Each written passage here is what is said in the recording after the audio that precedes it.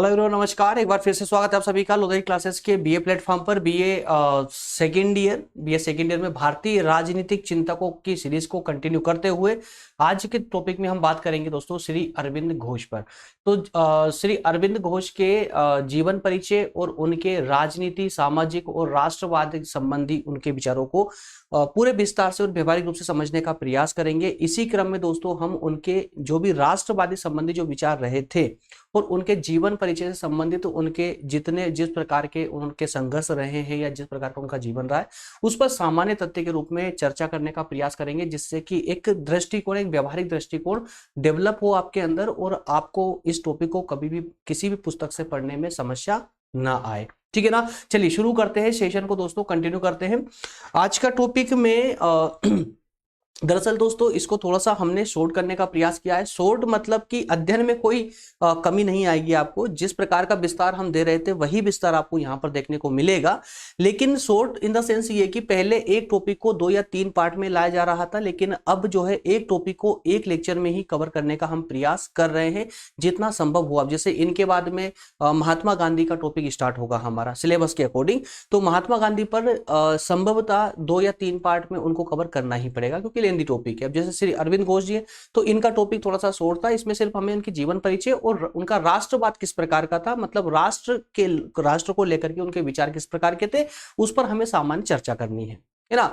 तो हालांकि टॉपिक आपके एग्जाम के दृष्टिकोण से ये वाला टॉपिक भी बहुत इंपॉर्टेंट है ना, तो थोड़ा सा फोकस बनाए रखिए दोस्तों, समझने में कोई प्रॉब्लम नहीं आएगी। और जो आप कमेंट करते थे कि सर कहीं कहीं कंफ्यूजन क्रिएट हो जाती है कि विभिन्न विद्वानों के जो विचार है, अलग अलग विद्वानों के विचार मिक्स हो जाते हैं, तो देखिए व्यवहारिक रूप से अगर आप पढ़ेंगे, उनको समझते हुए चलेंगे तो कहीं से कहीं तक कभी कोई विचार मिक्स होगा ही नहीं, क्योंकि सभी विद्वानों के जो विचार रहे हैं, जो उनका जो चिंतन रहा है, जो अध्ययन रहा है, वो संभवतः डिफरेंट है, एक दूसरे से पूरी तरह से अलग है ना।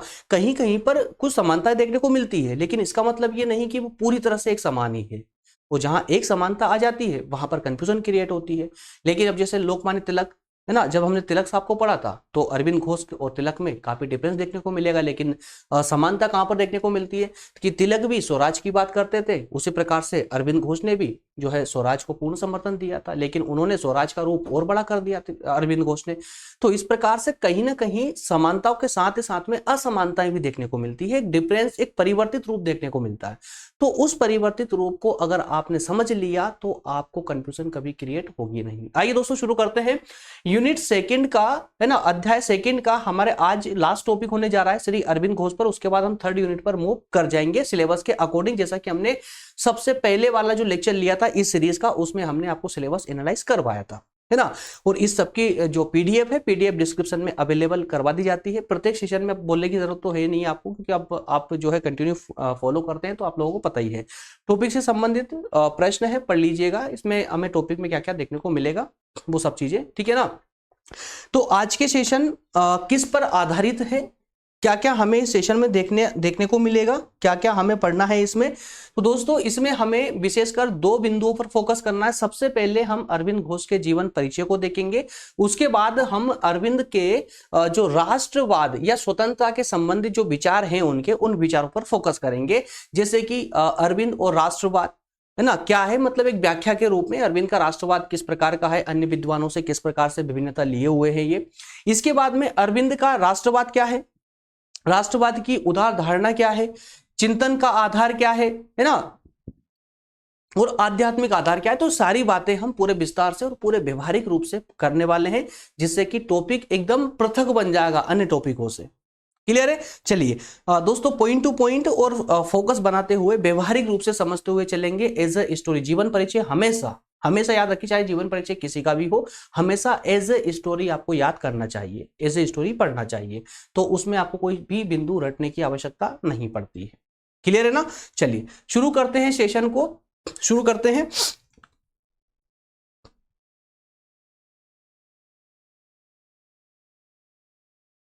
ओके दोस्तों, अरविंद घोष, कुछ स्टूडेंट ऐसे होंगे जो शायद इस नाम को पहली बार सुन रहे होंगे, क्योंकि इतने ज्यादा प्रचलित नहीं थे ये, है ना। अभी के हमारे अध्ययन में प्रचलित नहीं थे, ये याद रखिएगा, है ना। स्वतंत्र सेनानियों में या कहें कि जो हमारे जितने भी विद्वान रहे हैं भारतीय विद्वान, उनमें भी जो है, जो भी प्रसिद्ध विद्वान रहे उनमें इनका नाम आता है। लेकिन हमारे चूंकि अध्ययन में थोड़ा सा समस्याएं भी हैं, हमारे एजुकेशन सिस्टम में जिसको पढ़ाना चाहिए उसको नहीं पढ़ाया जाता, और उन पाश्चात्यों की हमें आवश्यकता नहीं थी, है ना, लेकिन फिर भी उनको जबरदस्ती हमारे अध्ययन में डाल दिया जाता। तो वो अलग अलग धारणा है। सबका ज्ञान हमें हालांकि होना भी चाहिए, लेकिन जिसका वास्तविक रूप से हमें ज्ञान होना चाहिए, जिनसे हमें कुछ सीखने को मिल सके, है ना, वो बहुत कम देखने को मिलते हैं। लेकिन ये हमारा सौभाग्य है कि हमारे इस सिलेबस में हमें ये सब पढ़ने को मिल रहा है ना। तो दोस्तों, जिन्होंने पहली बार नाम सुन रहे हैं अरविंद घोष का, तो वो विशेषकर फोकस बना करके रखे। एकदम अद्भुत चरित्र है ये, वाकई में अद्भुत चरित्र है। रीजन क्या है, अब आगे जब इसको समझेंगे तो आपको खुद समझ आने वाला है। अरविंद जी का जो जन्म हुआ था 15 अगस्त 1872 में कलकत्ता में हुआ था। कहां पर हुआ था दोस्तों? कलकत्ता में हुआ था। विशेषकर प्रतियोगी परीक्षा वाले स्टूडेंट भी याद रखें, है ना। कलकत्ता में इनका जन्म हुआ 1872 में। इनके पिता का नाम था कृष्णधन घोष।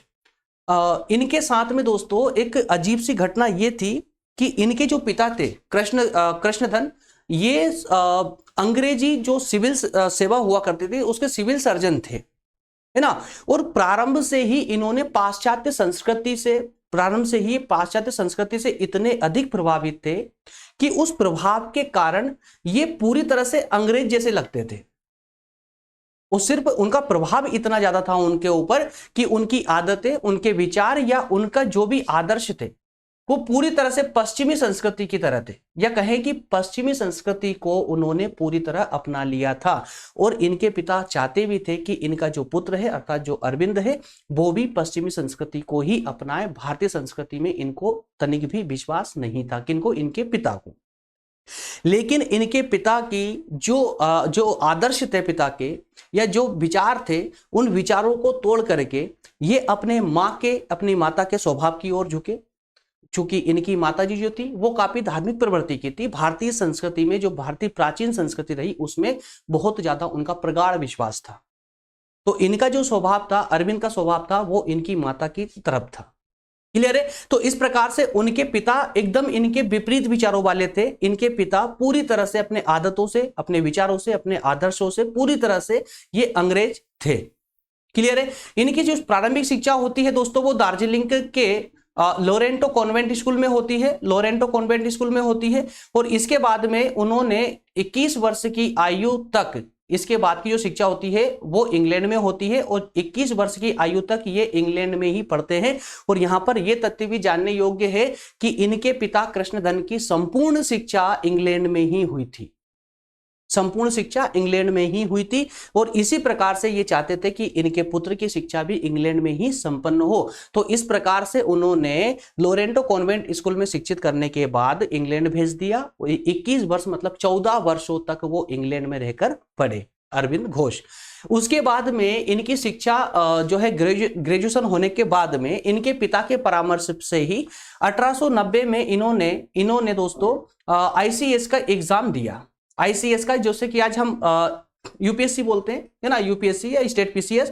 तो इस प्रकार से इन्होंने ICS का एग्जाम दिया। उस एग्जाम में ये रिटन एग्जाम में पास भी हो गए, ठीक है, लिखित परीक्षा में ये पास हो गए। लेकिन जैसे आज जो हमारे सिविल सर्विसेज में इंटरव्यू होता है, उसी प्रकार से एक परीक्षा और ली जाती थी उस समय, घुड़सवार की। किसकी? घुड़सवार की। लेकिन इन्होंने घुड़सवार की परीक्षा में भाग नहीं लिया।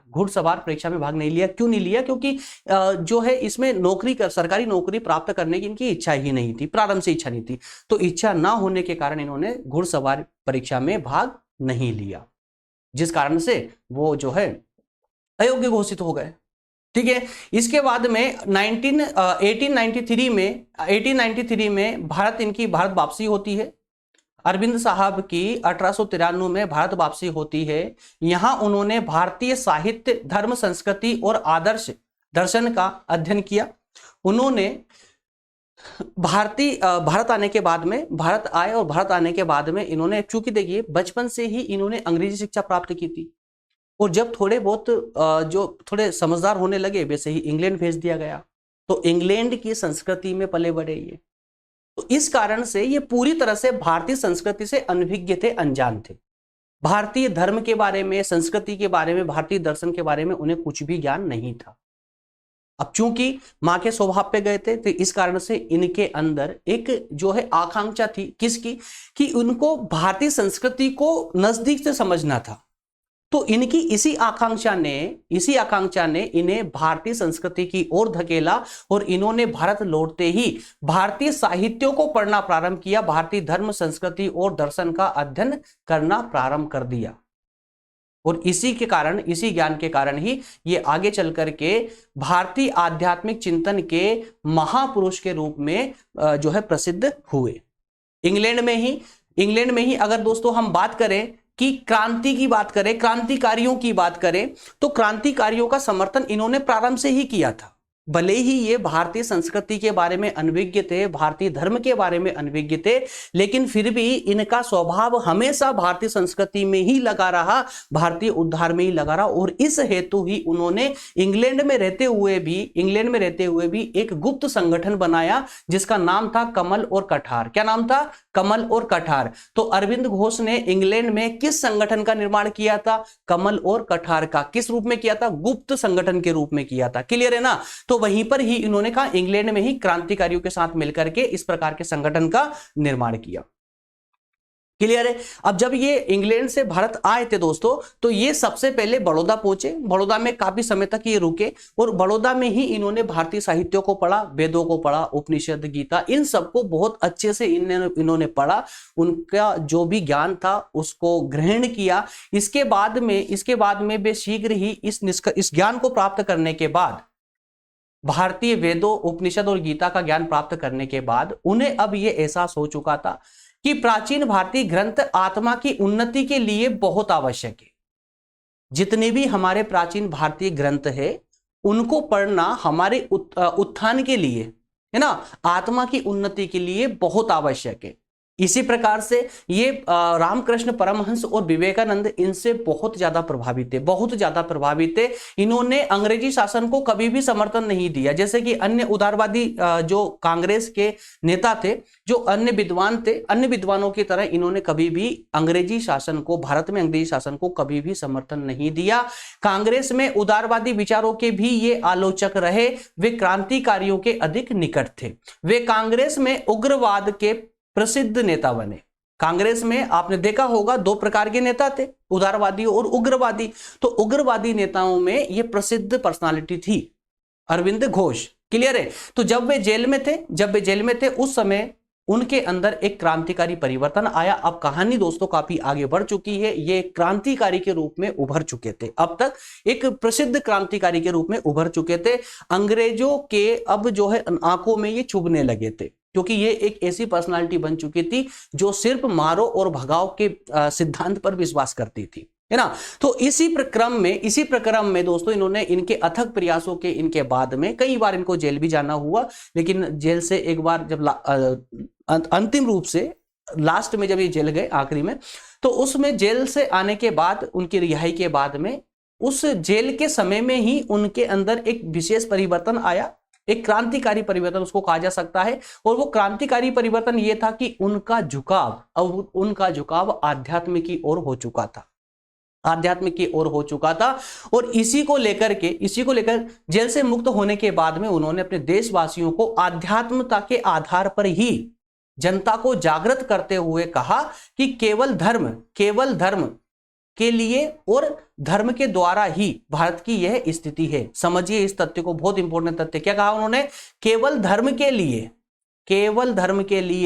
और धर्म के द्वारा ही भारत की यह स्थिति है। मतलब ये कि हमने सब कुछ धर्म को अर्पित कर दिया है और जो धर्म की वास्तविक व्याख्या थी उसको हमने मोड़ दिया है। जैसा कि स्वामी विवेकानंद ने कहा था कि वेदों की ओर लौटो, है ना, इसका नारा दिया था। तो उनका वास्तविक तथ्य क्या था वेदों की ओर लौटने का?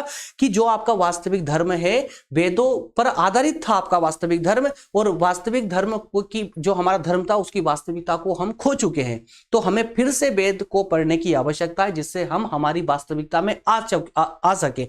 तो इसी बात को और उजागर करते हुए यहां पर अरविंद ने कहने का प्रयास किया है कि केवल धर्म को इतना महत्व देकर और तोड़ मरोड़ कर जो है अपने अनुसार धर्म की परंपराओं को बना लेने के कारण ही जो है आज हमारे भारत की यह स्थिति है, इतनी दयनीय स्थिति है। 1910 में उन्होंने राजनीति से अपने आप को अलग कर लिया 1910 में, और पौंडीचेरी में आध्यात्म साधना में अपने आप को समर्पित कर दिया। मतलब 1910 में इन्होंने पूरी तरह से ये रिटायर हो गए राजनीति से, ठीक है। राजनीति से अपने आप में पूरी तरह अलग कर लिया अपने आप को, और पौंडीचेरी एक आश्रम में जाकर उन्होंने साधना प्रारंभ कर दी। और यहीं पर दोस्तों अंतिम रूप से 5 दिसंबर 1950 को अरविंद घोष जो है ब्रह्मलीन हो गए। क्लियर है। इस प्रकार से इनका एक पूरा ये जीवन परिचय था दोस्तों, एक संक्षिप्त करने का प्रयास किया गया है आपके एग्जाम के दृष्टिकोण से। संपूर्ण जीवन परिचय ये नहीं होगा, संपूर्ण जीवन परिचय में तो बहुत ज्यादा अगर जब पुस्तक से पढ़ेंगे, इनके विशेष रूप से इनकी जीवनी वाली पुस्तक लेकर आएंगे तो आपको पूरा विस्तार से पढ़ने को मिलेगा। और वास्तविक रूप से यार देखिए, अगर आप स्टूडेंट हो और आपको अगर पढ़ने में रुचि है ना, तो लगभग जितने भी विद्वान रहे ना, इन सभी की एक एक जीवनी की पुस्तक आपके पास में होना चाहिए। जब भी फ्री टाइम रहे तो मोबाइल चलाने की जगह आप इन पुस्तकों को पढ़ें, है ना, तो कुछ बेनिफिट भी होगा इन चीजों का। चलिए आगे बढ़ते हैं दोस्तों। जीवनी पर हमने इन पर एक संक्षिप्त रूप में इन पर चर्चा की है। आगे हम बात करेंगे कि अरविंद घोष के राष्ट्रवाद और स्वतंत्रता को लेकर के क्या विचार थे, राष्ट्रवाद और स्वतंत्रता को लेकर क्या विचार थे। तो उसके अंतर्गत दोस्तों हमें इन 5 बिंदुओं को फॉलो करना है। इन 5 बिंदुओं के माध्यम से हम इनके राष्ट्रवाद संबंधी और स्वतंत्रता के संबंधी जो भी विचार थे वो क्लियर हो जाएंगे, और व्यवहारिक रूप से ही क्लियर होंगे। क्लियर है। चलिए सबसे पहले हम बात करेंगे अरविंद घोष, अरविंद और राष्ट्रवाद, अरविंद और राष्ट्रवाद। तो दोस्तों यहां पर दिखाने का प्रयास किया गया है कि जो विद्वान रहे हैं उनसे इनका, अरविंद का चिंतन जो था वो एकदम अलग क्यों था। मुझे देखिए, अरविंद घोष एक प्रखर राष्ट्रवाद के समर्थक थे, प्रखर राष्ट्रवाद के समर्थक थे। भारतीय राजनीति में उन दिनों उदारवाद और उग्रवाद के विचार व्याप्त थे। कांग्रेस राजनीतिक दल जो दल था हमारा, कांग्रेस जो राष्ट्रीय दल था, उस राष्ट्रीय दल में 2 प्रकार के विचार अब आ चुके थे। एक उदारवादी विचार आ चुके थे और एक उग्रवादी विचार आ चुके थे। वही कुछ नेता अनुनय विनय और शांतिपूर्ण तरीकों से अपनी समस्याओं का समाधान चाहते थे। कुछ नेता मतलब कि उदारवादी नेता क्या चाहते थे, है ना, अनुनय करना, विनय करना, शांतिपूर्ण तरीके जो थे उन सभी लगभग शांतिपूर्ण तरीके जिनसे शासन व्यवस्था भी भंग ना हो और अपना काम भी हो जाए, तो इस प्रकार की व्यवस्था में विश्वास करते थे, है ना। लेकिन दोस्तों जो अरविंद थे ये इस प्रकार के शांतिपूर्ण तरीकों में विश्वास नहीं करते थे, क्योंकि शांतिपूर्ण तरीकों में विश्वास करने के लिए अंग्रेजी सत्ता के सामने नतमस्तक होना पड़ता था। परंतु कुछ अन्य तिलक जैसे राजनेता थे, जैसे कि अरविंद घोष, तिलक, ऐसे कुछ राजनेता भी थे जो अनुनय विनय की धारणा में विश्वास नहीं करते थे। उनका मानना था कि अनुनय विनय इन सबसे याचनाओं से काम नहीं चलेगा, हमें अपने अधिकारों की प्राप्ति के लिए संघर्ष करना होगा। स्वराज्य की प्राप्ति किसी को कृपा और दया के द्वारा नहीं बल्कि पुरुषार्थ और दृढ़ निश्चय के द्वारा प्राप्त होती है। इनका स्पष्ट मानना था कि जिस स्वराज के लिए हम लड़ाई कर रहे हैं, लड़ाई लड़ रहे हैं, वह स्वराज किसी की दया से नहीं मिलेगा, बल्कि हमारी सक्षमता से, हमारे पुरुषार्थ से मिलेगा, हमारे दृढ़ निश्चय से हमें मिलेगा। इस प्रकार के विचार रखते थे अरविंद घोष। क्लियर है। नेक्स्ट है अरविंद का राष्ट्रवाद। तो अरविंद ने राष्ट्रवाद को लेकर के क्या विचार व्यक्त किए थे, इसको जरा समझना बहुत आवश्यक है, बहुत इंपॉर्टेंट दोस्तों। कांग्रेस के कलकत्ता अधिवेशन, कांग्रेस के कई सारे अधिवेशन हुए थे और सभी अधिवेशनों में ये भाग लेते थे और अपने कहीं ना कहीं अपने प्रस्ताव रखते थे, हमेशा रखते थे। और अधिकतर तो यही हुआ कि जब जब इन्होंने अपने प्रस्ताव रखे तो जितने भी उदारवादी नेता थे वो इनके सभी प्रस्तावों का विरोध हमेशा करते थे, इनके प्रस्तावों का हमेशा विरोध करते थे, है ना। तो विरोध के बाद भी ये प्रस्ताव रखना बंद इन्होंने नहीं किया। अंततः जो इनका प्रस्ताव था, एक विशेष प्रस्ताव, स्वराज का प्रस्ताव, वो स्वराज प्रस्ताव अंततः कांग्रेस का जो कलकत्ता अधिवेशन हुआ था उसमें स्वीकार कर लिया गया था। लेकिन इनका ये स्वराज जो धारणा थी, जो प्रस्ताव था, ये तिलक से थोड़ा अलग था। क्यों था? क्योंकि इन्होंने 3 शब्दों को स्वराज के साथ में जोड़ दिया था। स्वराज के साथ में 3 शब्दों को जोड़ दिया था कि स्वराज के साथ ही साथ में हमें, स्वराज के साथ साथ हमें स्वदेशी पर भी ध्यान देना है, स्वदेशी पर ध्यान देना, मेक इन इंडिया पर ध्यान देना है ना, और बहिष्कार पर ध्यान देना है। बहिष्कार पर, किसका बहिष्कार? पाश्चात्य या बाहरी वस्तुओं के बहिष्कार पर। स्वदेशी अपनाएंगे और जो बाहरी वस्तु होगी उसका बहिष्कार करेंगे। इसके अलावा राष्ट्रीय शिक्षा, पश्चिमी शिक्षा नहीं, राष्ट्रीय शिक्षा। जबकि खुद पश्चिमी शिक्षा लेकर आए थे, है ना। तो पश्चिमी शिक्षा लेकर के आने के बाद भी प्रारंभ से जो उनकी शिक्षा हुई थी वो पश्चिमी पद्धति पर हुई थी, लेकिन उसके बाद इन्होंने जब भारतीय संस्कृति को पढ़ा तो समझा, तो उसके बाद इन दोनों शिक्षाओं में इन्होंने डिफरेंस किया। ऐसा नहीं कि बस इन्होंने हवाबाजी में बोल दिया कुछ भी, ऐसा नहीं था। इन्होंने इन दोनों के बीच में अंतर को महसूस किया और इन्होंने भारत के उद्धार के लिए राष्ट्रीय शिक्षा को अधिक महत्व दिया। वास्तव में ये तीनों स्वराज प्राप्ति के लिए आवश्यक राजनीति के सबसे बड़े अस्त्र थे, तीनों, स्वदेशी, बहिष्कार और राष्ट्रीय शिक्षा। क्लियर है। 1906 में अरविंद बड़ौदा छोड़ करके 1906 में अरविंद ने जहां से इन्होंने भारतीय साहित्यों को पढ़ा, वेदों को, उपनिषदों को इनको पढ़ करके ज्ञान अर्जित किया, विभिन्न प्रकार के क्रांतिकारी कार्य भी किए। अंततः इनको वहां पर क्रांतिकारी कार्य ठीक से नहीं कर पा रहे थे संभवतः, तो इसमें उन्होंने फिर 1906 में बड़ौदा को छोड़ा और बंगाल पहुंच गए। और बंगाल जाने के बाद में इन्होंने प्रत्यक्ष रूप से, सक्रिय रूप से जो है भारतीय राष्ट्रीय आंदोलन में भाग लेना प्रारंभ कर दिया।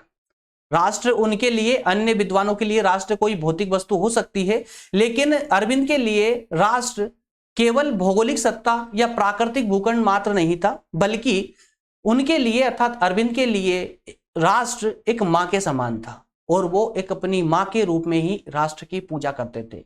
अरविंद का मत था, अरविंद का मानना था कि राष्ट्रवाद कोई कृत्रिम चीज नहीं है, बनाई हुई वस्तु नहीं है, जो चार वस्तुओं से, चार तत्वों से मिलकर बन जाए। चार तत्व मतलब समझ रहे ना, जनसंख्या, भूमि, जैसा कि आज वर्तमान में चलन है ना। तो उन चार तत्वों से राज्य ना बन करके वह एक धर्म है जिसे लेकर हमें जीवित रहना है। राष्ट्र मां के समान है, एक हमारा धर्म है, राष्ट्र की रक्षा हमारा धर्म है। इस प्रकार अरविंद के लिए राष्ट्रवाद एक धार्मिक और आध्यात्मिक चीज थी, कोई निजी राजनीतिक चीज नहीं थी, जैसा कि उदारवादी मानकर चल रहे थे। क्लियर है। इसी के साथ में उन्होंने एक अन्य विचार भी दिया। अरविंद ने आह्वान किया कि भारत मां को स्वाधीन, एक मिनट, अरविंद, एक यार पेन चेंज करना पड़ेगा। ओके, अरविंद ने आह्वान किया, भारतीय जनता से आह्वान किया कि भारत मां को स्वाधीन किया जाना चाहिए, स्वतंत्र किया जाना चाहिए और दासता की बेड़ियों को तोड़ना चाहिए। इसके लिए हमें हर संभव प्रयत्न करना चाहिए। राष्ट्रीय मुक्ति का प्रयत्न एक परम पवित्र यज्ञ है जिसमें बहिष्कार, स्वदेशी और राष्ट्रीय शिक्षा और अन्य छोटी मोटी जो आहुतियां है ना, ये सब इसके साधन होंगे। इस यज्ञ का जो हमें फल प्राप्त होगा वो फल होगा स्वतंत्रता, जिसे हम देवी मां को अर्पित करेंगे। तो ये उनके स्वयं के कथन थे, एक बार और आप आसानी से इसको पीडीएफ डाउनलोड करके और अच्छे से पढ़ने का प्रयास कीजिएगा, सब कुछ अब अपने आप समझ आएगा, है ना। ये रेगुलर सेशन लेने का यही फायदा होता है दोस्तों। जब भी आप अब देखिए इस टॉपिक को जब किसी भी सेशन, किसी भी पुस्तक से पढ़ेंगे ना, अब आपको कोई कंफ्यूजन नहीं आएगी, एकदम क्लियर वे में समझ आएगा, चाहे कितनी भी डिफिकल्ट लैंग्वेज क्यों ना हो, अब आपको आसानी से समझ आने लगेगा। आइए आगे बढ़ते हैं, अब बात करेंगे राष्ट्र की उदार धारणा। तो दोस्तों इन्होंने जो राष्ट्रवाद की धारणा दी थी, जिसे राष्ट्रवाद इन्होंने आध्यात्मिकरण की ओर मोड़ा, राष्ट्रवाद को मां कहा राष्ट्र को, है ना, तो उसमें एक उदार भाव भी झलकता है। इनके राष्ट्रवादी विचारों में उदारता भी थी। किस प्रकार उदारता थी? क्योंकि ये सिर्फ भारत की बात नहीं करते थे, ये पूरे विश्व की बात करते थे, विश्व जन समुदाय की बात करते थे। और इसी धारणा से हम ये कह सकते हैं कि अरविंद घोष का जो राष्ट्रवाद था, वो उसकी जो धारणा थी वो संकुचित नहीं थी, वो सीमित नहीं थी, वो तो विश्वव्यापी थी। क्या थी? विश्वव्यापी थी। वो अन्य देशों की स्वतंत्रता और संप्रभुता का भी समर्थन करते थे। वो चाहते थे कि विश्व के ऐसे देश जो परतंत्र है उनको भी स्वतंत्रता मिलनी चाहिए, उनकी संप्रभुता का भी सम्मान किया जाना चाहिए। उन्होंने अपने राष्ट्रवाद को आध्यात्मिक रूप देने के लिए उसे प्राचीन भारतीय संस्कृति के स्रोतों पर आधारित तो किया, लेकिन साथ ही उसे मानवतावादी रूप भी दिया, जिससे संसार समानता और एकता के सूत्र में बंध सके। क्लियर है। इसी के साथ में दोस्तों, इसी के साथ में उनका एक विचार और था, भारत का हिंदू राष्ट्र निर्माण, हिंदू राष्ट्र के रूप में भारत को बनाना। तो उनकी जो अवधारणा थी ये भी काफी उदार मानी जाती है। अरविंद का हिंदू राष्ट्र को लेकर के मत था कि हिंदू धर्म शाश्वत है।